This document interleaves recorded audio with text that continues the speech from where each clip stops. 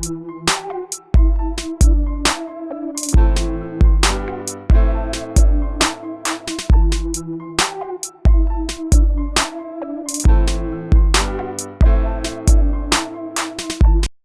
ku Projan Media TV yona gyosinzira tukwebaza okubanga ku mukutu kwoli.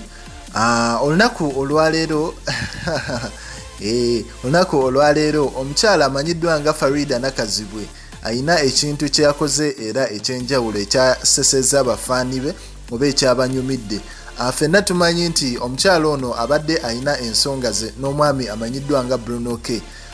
Era internet ebadde ebisaasaanyanga Bruno K watayinaamu kasente era nga embeera eringa emuyisa obubi. Nakuwa story lulinga agezaako okutunda TV eya 42 inch ne ffenna tumanyi nti eno yali challenge, byali kunyumirwa quarantine.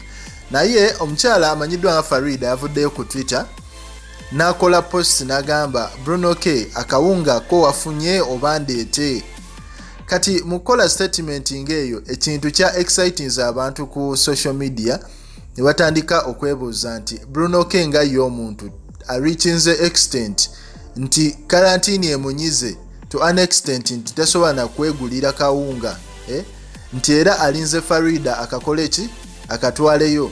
Kubeera Farida yakyogedde n'agamba nti akawunga oba tewafunye nsobola okubanga nkaleeta ne tubanga n'obanga osobola okubeerawo mu bulamu olw'ensonga nti ye nga ye Farida atwala Bruno K nga kyaliwe lwakuba ekiriwo nti Bruno K ye nga ye akrashinga laika amatira omukyala naye omukyala yamulabanga mukwano gwe.